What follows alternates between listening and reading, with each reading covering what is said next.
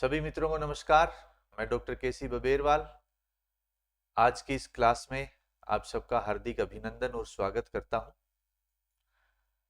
आप सब अब रीट की जो पात्रता परीक्षा है वो दे चुके हैं और मैं आपको शुभकामनाएं प्रेषित करता हूं कि आपका सकारात्मक परिणाम रहे, क्योंकि पेपर इतना सरल था कि सभी विद्यार्थी, मुझे लगता है कि 60% से ऊपर आराम से आपको उसमें अंक मिलेंगे। और ये एक पात्रता परीक्षा है। रीट जो मेंस है, जो आपके 3rd ग्रेड की नौकरी के लिए लगने वाली है, वो अब आगामी उसकी जो तिथि है वो संभावित तिथि के ऊपर आज हम चर्चा करेंगे। तो मैं आपसे अर्ज करना चाहता हूं कि आप अब अपने हौसलों को बुलंद रखिएगा और मेहनत इतनी शिद्दत से करना, क्योंकि पात्रता परीक्षा पास किए हुए पहले भी विद्यार्थी और बहुत सारे हैं, लाखों में संख्या है।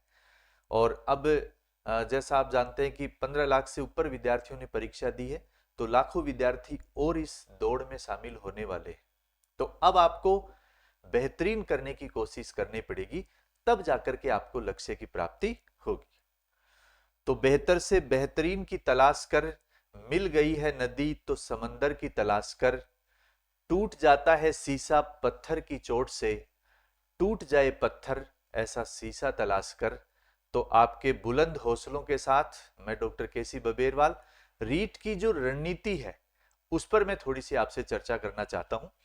तो रीट मेंस अर्थात 3rd ग्रेड 2025 में डॉक्टर केसी बबेरवाल आपके साथ है। और अब हम इसमें, आप इस मुहिम में सबसे पहली बात क्या है कि रीट मेंस जो है उसकी क्या रणनीति होती है, क्या परीक्षा का पैटर्न है, कितने प्रश्न पत्र में प्रश्न आएंगे, कितने अंक के होंगे, क्या होगा। तो ये हम तमाम तरह की सारी बातें आज डिस्कस करेंगे, क्योंकि आप लोग परीक्षा की रणनीति को समझ के ही पाठ्यक्रम की रणनीति बना सकते हैं, ऐसे डायरेक्ट पाठ्यक्रम पे आप नहीं जा सकते। तो देखिए, रीट मेंस जो है वो आपके दोनों लेवल है, level first and level second. Level first में फर्स्ट क्लास से 5th क्लास तक आपका अध्यापन कार्य रहेगा। लेवल 2 कक्षा 6 से 8 तक। ये आपके दो लेवल है, level first 1 to 5th and level 2 6 to 8। अब जब ये जो दोनों लेवल है इसकी मेंस की परीक्षा आपको देनी है। लेवल 1 जो BSTC वाले हैं और लेवल 2 जो बीएड वाले हैं, ये दोनों प्रकार के जो परीक्षार्थी हैं वो अपनी अपनी परीक्षा में भाग लेंगे। BSTC level first, it means class first to 5th। BEd जो डिग्रीधारी है वो 6 to 8th क्लास को पढ़ाएंगे, सिलेक्शन होने के उपरांत जो लेवल 2 के अध्यापक कहलाएंगे। ठीक है, अब हम आगे चलते हैं। तो सबसे खास बात क्या है कि पद कितने हैं। अब पदों की बात जब आती है तो पद देखिए, स्वीकृत पद जो हैं वो तो अभी तक तो आपके पास 7000 पद है। स्वीकृत पद कितने हैं? 7000। और जो संभावित पद हैं, क्योंकि प्रत्येक भर्ती में पदों की बढ़ोतरी सरकार के द्वारा लगातार की जा रही है, तो ऐसी उम्मीद है कि लेवल फर्स्ट एंड सेकंड के दोनों के मिलाकर लगभग 30,000 पद बढ़ सकते हैं, ऐसी उम्मीद है। स्वीकृति कितने को मिली हुई है अभी तक वित्तीय विभाग से? केवल 7,000। तो अभी हम 7,000 मान सकते हैं। ये बढ़ोतरी आगे जैसे ही आपका परिणाम आता है, परिणाम के आगे ये बढ़ोतरी की जा सकती है। अब बात आती है परिणाम की कि परिणाम कब आएगा। अभी आपने परीक्षा दे दी 27 और 28 तारीख को। अब आपका परिणाम यूं मानिए कि आपके अप्रैल फर्स्ट वीक तक इसके आने की पूरी संभावना है, या यूं कहें कि अप्रैल का पूरा महीना भी लग जाए तो भी बहुत ज्यादा कोई लेट नहीं होगी, क्योंकि अभी जैसे मार्च शुरू होने वाला है, 27-28 को आपकी परीक्षा लग गई और फेब जो है वो 28 का महीना है। अप्रैल में आपकी परीक्षा का रिजल्ट अंततः आ जाएगा। अब फिर आती है बात विज्ञप्ति की। जैसे ही आपका परिणाम आता है उसके तत्काल पश्चात आपकी विज्ञप्ति जारी होगी। तो विज्ञप्ति ये मानिए कि हो सकता है अप्रैल से आए, लेकिन हम 1 महीना आगे लेकर के चलते हैं कि मई में आपकी जो विज्ञप्ति है वो निश्चित रूप से आ जाएगी। तो अब मई में जब विज्ञप्ति आती है तो फिर आपकी परीक्षा की तिथियों के ऊपर क्या संभावनाएं बनती है। तो पद आपको 7000 मानने हैं, परिणाम आपका अप्रैल में आने वाला है, विज्ञप्ति आपकी मई में आने वाली है। तो अब हम बात करते हैं संभावित परीक्षा तिथि की। संभावित परीक्षा तिथि, अब देखिए मित्रों, परीक्षा की जो तिथि है उसकी संभावनाएं आपके जो एसएसबी का कैलेंडर आपने देखा होगा, वहां 2 ही गुंजाइश थी। तो जो पहली गुंजाइश है वो तो दे दी गई है, जो चतुर्थ श्रेणी कर्मचारियों की जो भर्ती होने वाली है उनको, और दूसरी जो तिथि है जो कैलेंडर में रिजर्व रखी जाती है वो है 22 से 23 नवंबर, 22-23 नवंबर 2025। ये 2 तिथियां आपके लिए रिजर्व है। ये रिजर्व रखी गई है क्योंकि हमेशा बोर्ड क्या करता है कि स्लॉट बनाता है पर मंथ, जैसे ये परीक्षाएं आयोजित होंगी, अगर बीच में कोई ऐसा जो छुट्टियों का या कुछ ऐसा गैप रहता है, वहां रिजर्व डेट को वो अपने रिजर्व कोटे के अंतर्गत पहले से रख लेते हैं। तो संभावित परीक्षा तिथि की बात आएगी तो वो 22 से 23 नवंबर 2025 को आपकी रीट की जो मेंस की परीक्षा है वो आयोजित की जा सकती है। अब देखिए ये कोई फाइनल तिथि नहीं है, मैं संभावित बता रहा हूं, ये आगे भी जा सकती है पीछे भी जा सकती है। सपोज करिए कि चतुर्थ श्रेणी कर्मचारी की जो भर्ती है वो इस तारीख को हो जाए, पहले आपकी हो जाए, लेकिन इतना मुझे ऐसे नहीं लगता है, क्योंकि आपको प्रॉपर समय दिया जाएगा। क्योंकि आयोग ने देखिए 2 डेट्स पहले भी निकाल रखी है, फर्स्ट ग्रेड की भी और सेकंड ग्रेड की, और असिस्टेंट प्रोफेसर भी दे रखी है।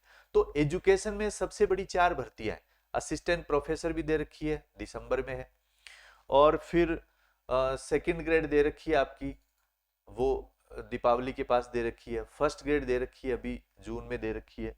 तो और थर्ड ग्रेड की बात करें अपन तो ये यहाँ पर आपको 22-23 नवंबर की तिथि दिखाई देती है। तो अब हम ये जो तिथि है इसको संभावित मान लेते हैं। अब बात करते हैं परीक्षा की योजना की। परीक्षा योजना ये सबसे मोस्ट इंपॉर्टेंट है कि परीक्षा कैसे करवाई जाएगी, क्योंकि अभी देखिए आयोग की वेबसाइट, बोर्ड की वेबसाइट आपने देखी होगी, उसके ऊपर न्यू सिलेबस अभी डाला नहीं गया है। न्यू सिलेबस जो पुराने सिलेबस के अकॉर्डिंग है वो मैं थोड़ी सी चर्चा आपको बताता हूँ, क्योंकि लगभग सिलेबस सेम रहता है, परीक्षा का पैटर्न सेम रहता है, उसको चेंज नहीं किया जा सकता। तो थोड़ी सी मैं आपको बताना चाहता हूँ। सबसे पहली बात कि परीक्षा में प्रश्न कितने आते हैं। सबसे पहला मामला है प्रश्न संख्या का। तो प्रश्न मित्रों आते हैं 150। प्रश्न कितने आएंगे? 150। प्रत्येक प्रश्न का अंक भार कितना है? तो अंक भार की बात आएगी तो वो आएगा आपका 2 अंक का। तो कुल अंक कितने हो गए? 300। कुल अंक आपके हो गए मित्रों 300।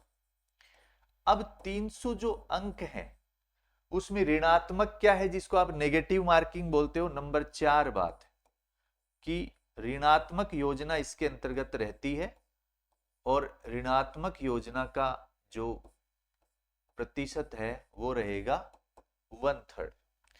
1/3 नेगेटिव मार्किंग है, कुल अंक 300 रहेंगे, अंक भार प्रत्येक प्रश्न का 2 रहेगा, प्रश्न आएंगे 150। तो अब देखिए कि ये जो 150 प्रश्न है इनका भी थोड़ा सा विभाजन किया गया है, वो आपको मैं बताता हूं कि 150 अंक जो है वो कैसे होंगे, वो मैं थोड़ा सा आपको बताता हूं। अंक सॉरी 300 है और प्रश्न है आपके 150। प्रश्न मित्रों कितने हैं? 150। 150 प्रश्न, क्योंकि अभी बात की अपने की प्रत्येक प्रश्न 2 अंक का है। तो सबसे पहली बात क्या है कि अपन वैसे समझ लेते हैं नंबर 1 पर, जो राजस्थान का भूगोल और इतिहास, राजस्थान का भूगोल, राजस्थान की ऐतिहासिक कला एवं संस्कृति, ऐतिहासिक कला संस्कृति और राजस्थान की भाषा, राजस्थानी भाषा जिसको आप कहते हो वो है राजस्थानी भाषा। इसके मित्रों जो अंक अपन मानते हैं वो है 40 प्रश्न आएंगे, 80 अंक। इसके अंक कितने होंगे मित्रों? 80। तो 80 के प्रश्न कितने होंगे? 40। ये आपका पहला पॉइंट। दूसरा जो बिंदु है वो है राजस्थान का सामान्य ज्ञान। अब आप, क्योंकि भूगोल, इतिहास, कला, संस्कृति और भाषा तो इसके अंतर्गत आ गया, और राजस्थान का जो सामान्य ज्ञान है उसका अंक भार है 50। अब इस सामान्य ज्ञान में भी क्या है कि जैसे शैक्षिक परिदृश्य कैसा है, शैक्षिक परिदृश्य और विद्यालय प्रबंधन क्या है ना। अनिवार्य बाल शिक्षा के ऊपर भी बहुत अच्छे प्रश्न आएंगे। अनिवार्य बाल शिक्षा, अनिवार्य बाल शिक्षा, और आपके जो सामयिक विषय हैं वो भी इसी के अंतर्गत जोड़े गए हैं। सामयिक विषय, जिसको आप करंट अफेयर्स के इश्यूज बोलते हो, सामयिक विषय। तो अब ये टॉपिक तो इसमें खूब सारे हैं, और इसका अंक भार जो है वो रहेगा मित्रों 50।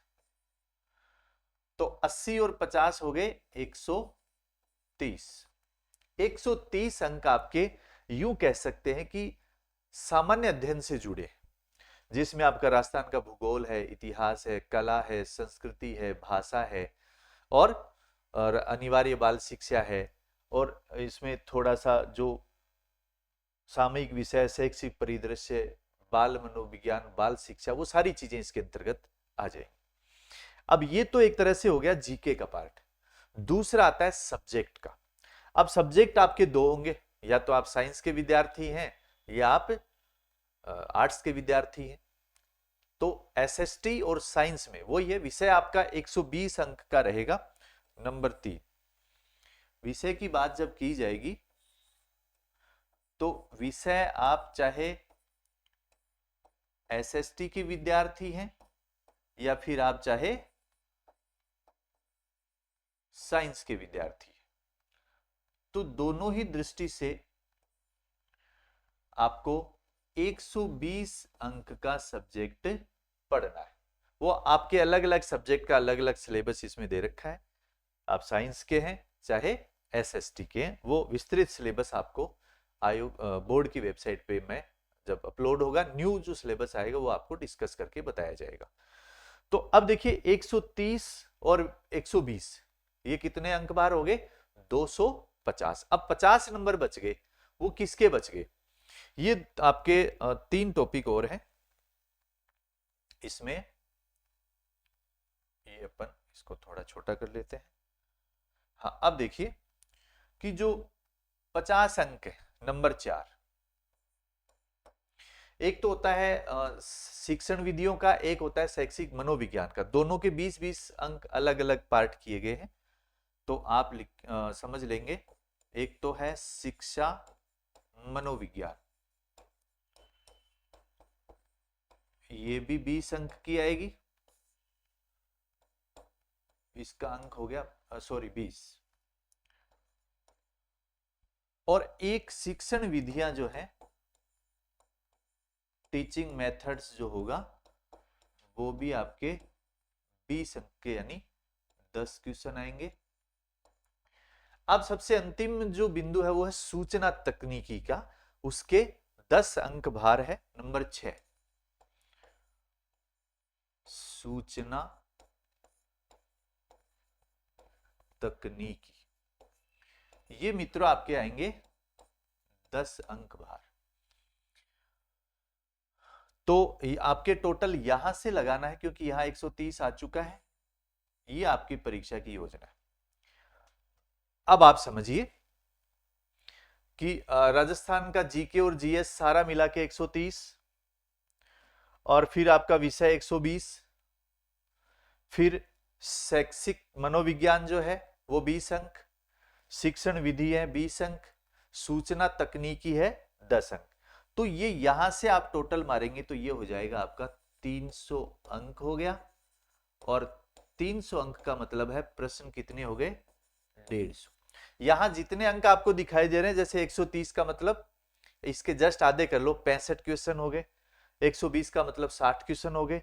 20 का मतलब 10 क्वेश्चन, 10 क्वेश्चन, 5 क्वेश्चन, ऐसा करके 300 अंक का पेपर आपको देना है। और उसमें 150 प्रश्न आएंगे। 1/3 1/3 आपकी माइनस मार्किंग इसमें रहेगी। विषय जो है आपका, आपके अकॉर्डिंग उसका चयन आप कर सकते हो। ये 6 से 8 की कक्षा के लिए जो विषय आप लेंगे उसके अकॉर्डिंग ये चलता रहेगा।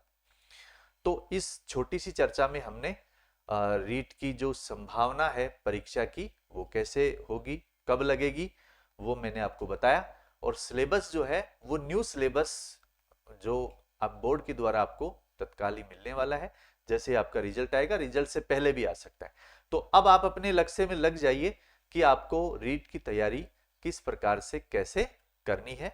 और शिक्षण विधियों को और हिंदी विषय को लेकर के आप हमारे सम्यक हिंदी के माध्यम से आप हमसे जुड़ सकते हैं। और इसमें आपको बेहतरीन तैयारी एक शिद्दत के साथ, मेहनत के साथ और सकारात्मक ऊर्जा के साथ करवाई जाएगी। Thank you.